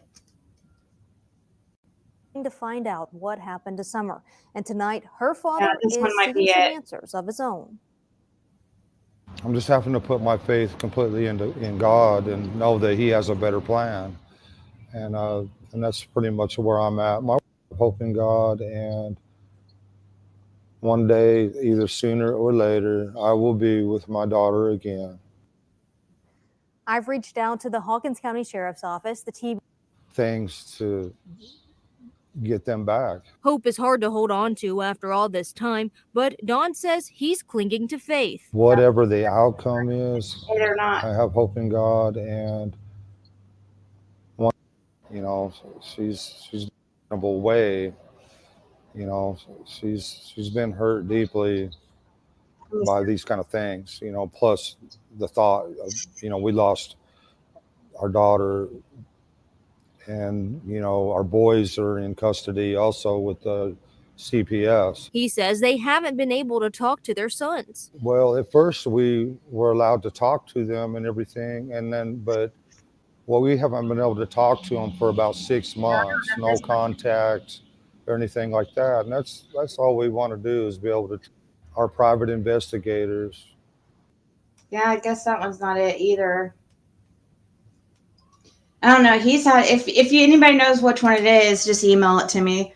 But it was very odd.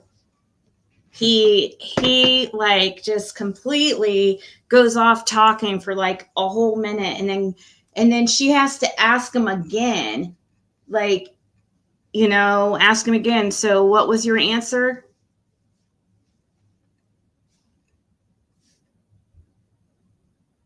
He's talking about himself.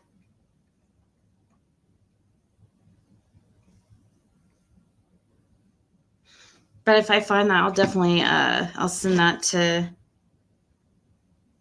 that guy, the deception detective.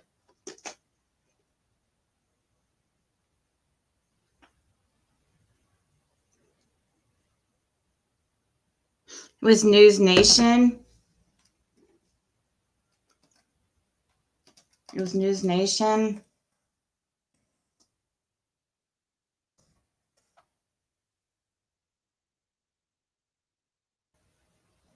Mm-hmm.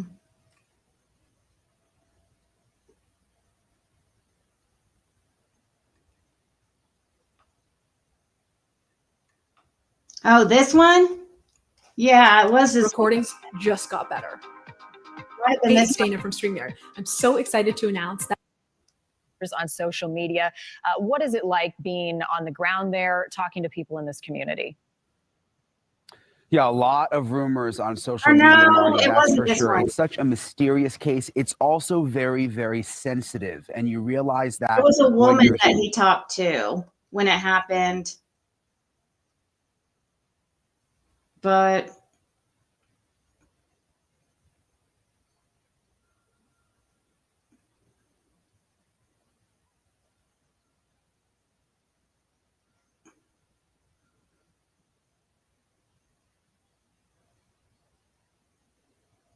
yeah, that's that Eaton guy.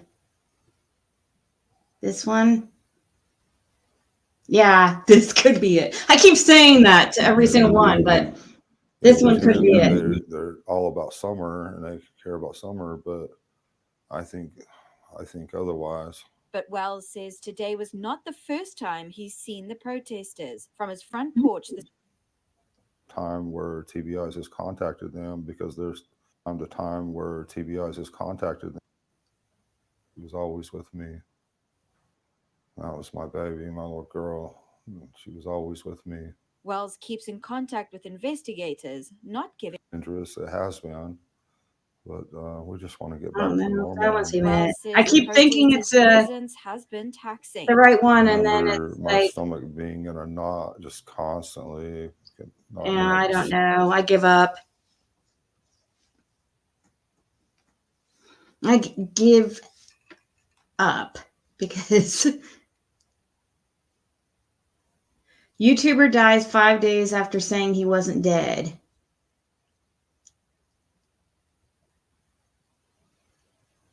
This one looks familiar too.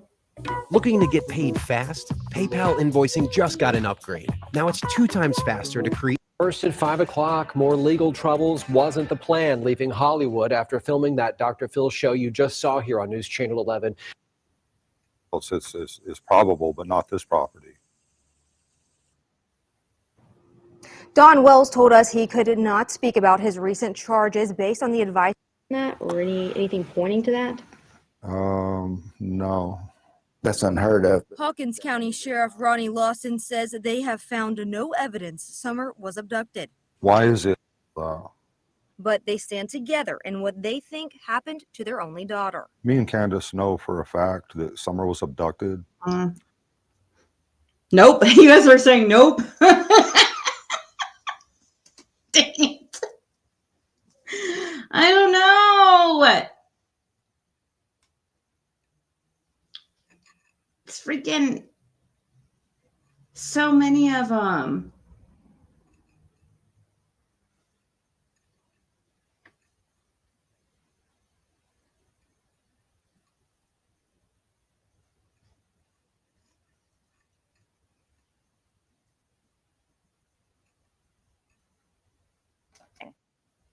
Me and Candace know for a fact that Summer was abducted because of this.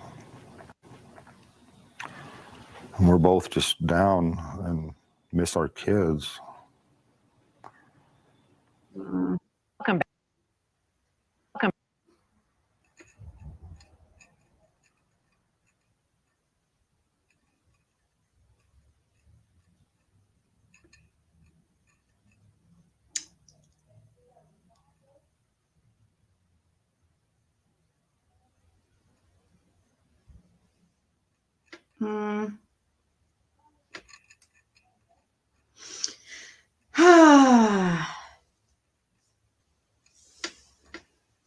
Knowing what no one else sees is so strange. I think it's after he says, how do you answer that question? What would you say? I think she goes back to ask him again.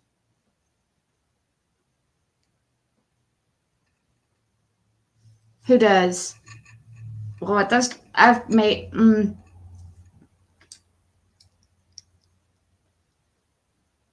IRS. It's been 1 week since. I'm just trying to be right, trying to focus. Well,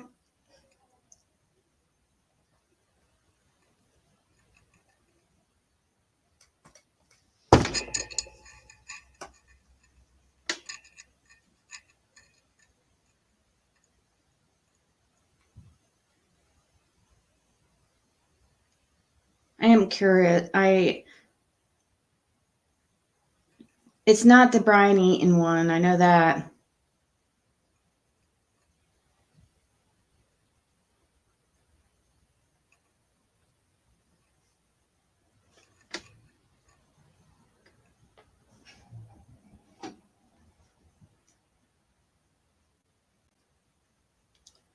It was a woman interviewing him.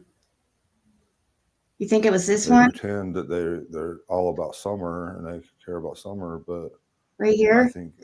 I think so. I know that they're still working and they're still looking into things.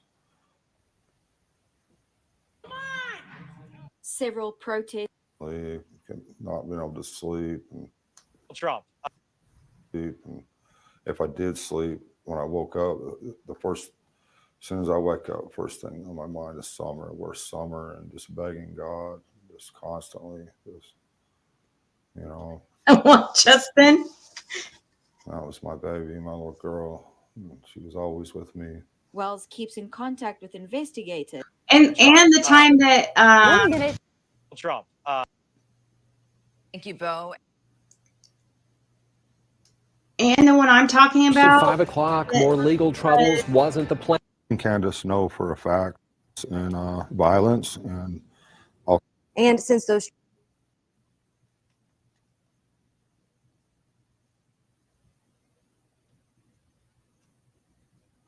The one I'm talking about, yeah, the lady wasn't right in front of her, or right in front of them. Law enforcement and volunteers. For 10 days straight, hundreds of people combed the most remote parts of Hawkins County to no avail. Saturday, June 26th, it seemed like there was a break in the case. The TBI asked for the public's help finding a 1998 to 2000 red Toyota truck seen near Ben Hill Road around the time of Summer's disappearance. That truck's driver was never identified. And that was the last potential clue the TBI released to the public. So how could a 5-year-old girl vanish from this remote area? How did she just disappear? Conspiracy theorists around the world have drawn their own conclusions, but none of those have ever been proven. The TBI says there's no evidence Summer was ever abducted, but her father tells us he has a theory of his own. I think that this is some kind of a professional situation that took her and was probably watching for a while. His theories don't stop there. I mean, she's obviously not in school anywhere, or there's no record of her anywhere. So she's either, in someone's basement, or she's deceased, or we just don't know, or in another country. I think it's fairly easy to get anything out of the country, in my opinion. It's not easy to get into the country, but it sure is easy to get out of the country. There's a vehicle. 2 years later, Wells says the only evidence he's aware of is that a police dog tracked Summer's scent here to Ben Hill Road. He does believe somebody took her, but he doesn't know whether or not she's still alive. Do you believe Summer's still alive? I have no idea. I have no clue. If she is, I really don't know. There's no way of telling. There are still very few clues, despite investigators working thousands of hours on this case. Numerous search warrants, cell phone data analyzed, and other evidence collected, and not one sign of Summer. Wells says he spent hundreds of sleepless nights wondering where his little girl is. So I asked him. Do you know what happened to Summer? I don't know how you answer a question like that. I mean, I've had that question asked to me before. I mean, if I asked you that question, how would you answer? The TBI says Summer's Amber Alert is still active and investigators continue to search to find her. In the meantime, this shrine to Summer sits at the entrance of her home. The TBI says it's questioned sex offenders who live in the area, neighbors, and Summer's own parents. Summer would now be 7 years old. If she still is alive, Dawn has this message for whoever took her. The only thing I can say is please let her come home. Let her have her freedom and her life. You may remember this. Kristen Summer has 3 other siblings. A lot of people may be wondering where they are now. Do you know? Yeah, well, Don told me he feels like his 3 other kids have been kidnapped too. We do know for sure they're all 3 in DCS custody. All right, TBI says this case is one of the most exhaustive missing child cases. First, we begin at It 5 seemed o'clock. like it was that same during that same interview. It does seem like it was during that interview, but I don't know.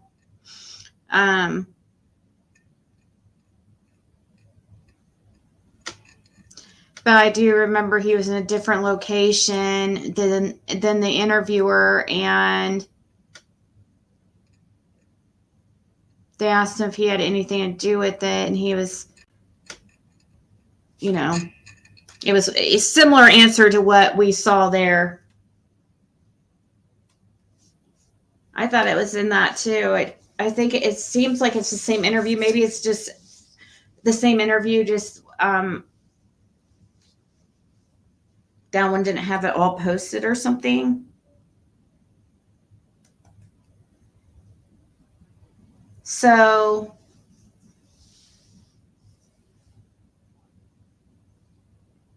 all right, guys, I'm going to go. I have some things I need to do for my other channel, and so I will talk to everybody later.